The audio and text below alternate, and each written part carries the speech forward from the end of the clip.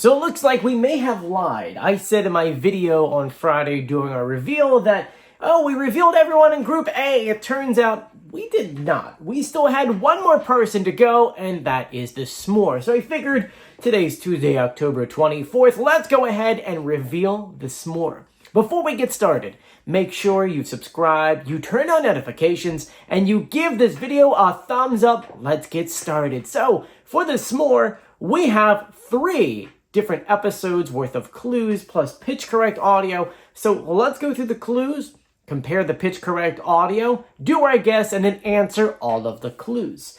Now, with the clue packages for the S'mores, some of them were repetitive over time, especially when you got to the 3rd episode, but there were some really good stuff. Starting off with episode 1.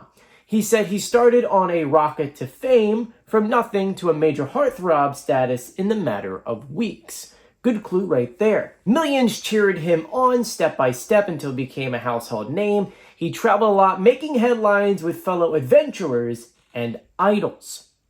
We had some visual clues, including an icy tip jar, Chicago deep dish pizza, which if you haven't had it before, you only need 1 slice per person because that thing is thick. And then we saw a Christmas tree with an angel on top, which I have to say is a very good clue. Then we had an on-stage clue where it was a film reel, and he says that, as you could tell, I'm very talented on and off the stage. Another good clue. Next was episode 2, where he talked about his father a lot, how his father, A, did not want him to become famous because it might ruin who he is, and that didn't really support him until later on in his career. He didn't really see his father's support until he was on Broadway. He says, though, that when he was in high school, he had the opportunity to work with an industry standard, but his dad told him to turn it down. So he made the hard decision to move out. Years down the line, he conquered the Broadway stage, which was a lifetime goal. We had some visual clues, including a witch's cauldron, an old-time TV with an M on it. Get it? MTV? Kind of get right there. And then a photo of his dad with a mustache and a game console. His on-stage clue for the NFL night was an orange, where he said he's tasted victory before and it's so sweet, he hopes to do it again here on The Masked Singer. And his last clues were from episode 3, where he said the 2000s, well, that was his decade. Hanging out on the set of TRL, his music videos were playing on MTV, and the birth of his child. And then he said he took like a step back from performing for a while so that he could stay in one place. Visual clues, we had Carson Daly, blue sunglasses, a tour bus, and a can of hairspray. His 2000s clue was Smore Brothers Tour 2000, which I think you can understand what it is right there. All that being said, let's go through the pitch correct audio, where we're going to go ahead and pitch correct the clue packages. I'm going to go ahead and play their audio and then our audio, so take a listen. Boy, you guys keep wanting s'more of me, don't you? I'm just so stoked to still be here on 2000s night. Boy, you guys keep wanting s'more of me, don't you? I'm just so stoked to still be here on 2000s night. My decade, baby. Hanging out on the set of TRL, my music videos playing on MTV, and most importantly, the birth of my child. Learning to be a dad while touring the world was intense.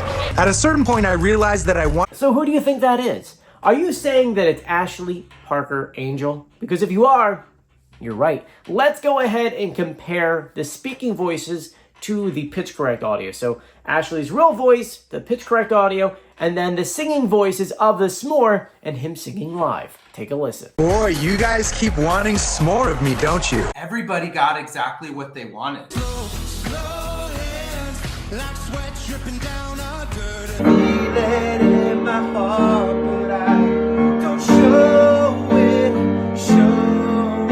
So yeah, that sounds the same to me. Let's go ahead and answer some of these clues. Starting off with episode 1, how he became a heartthrob kind of overnight. And yeah, he was on Making the Band for O-Town. And in the beginning of the show, it was a new show for a season. No one knew who they were. Then, every week, watching these guys grow together, he became a heartthrob. Ladies loved him and thought he was gorgeous. They still do.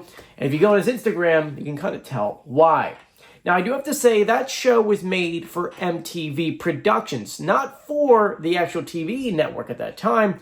It was made and aired on ABC, which is quite interesting. The next clue, he talked about how he traveled a lot with idols and adventurers, and yeah, O-Town traveled in 2001. They actually opened for Britney Spears. Kind of interesting.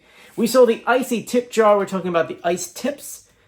Maybe the younger generation doesn't know, but you would, up here you would kind of like gel up your hair, and the top you would get bleach, and it would be an icy tip. I know. It was the 2000s. We saw the Chicago deep dish pizza. Well, he was in a movie called The Pizza Man. A Christmas tree with an angel on top. Self-explanatory. Next were clues from episode 2, where he moved out from his father and he was working with a legend. And yeah, the band O-Town was managed by Lou Pearlman, who started NSYNC and a lot of other famous bands. In order to do that, though, he had to move to Orlando, Florida, because that's where they filmed Making the Band, and Pearlman was set up there. Now, Pearlman only managed them for the first year. After that, someone else came in, but he is a legend when it comes to the bands that he created. Down the years, he conquered Broadway, and that's true. He was in Wicked and Hairspray, and there's other clues throughout his clue packages that actually point out to that, including the first one, visual clue, The Witch's Cauldron. It's pointing out to Wicked. Old Time TV with an M on it. Once again, MTV, because MTV was the production company that did Making the Band that created O-Town. The game console was interesting because as a kid, he voiced Alex in the Lunar the Silver Star, which I find very interesting. On-stage clue, the orange, talking about orange is what? Florida. That's where O-Town was started. That's where they did Making the Band. Next was episode 3, 2000s was this decade. Yeah, that's when the band started. They toured and were together from 2000 to 2003. And TRL, yeah, they played not only O-Town stuff, but his own personal music, where they hung out with who? Who was the host? Carson Daly. It says that he took a step back to be in one place, and yes, he did that for his child Lyric. His son's name is actually Lyric Lennon. Len as in John Lennon, and Lyric as in music lyrics. The visual clues, Carson Daly we talked about, and then we saw a can of Hairspray, and he was on the Broadway-produced show of what?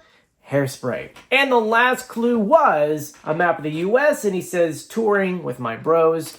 And as we said before, he toured with O-Town and Britney Spears.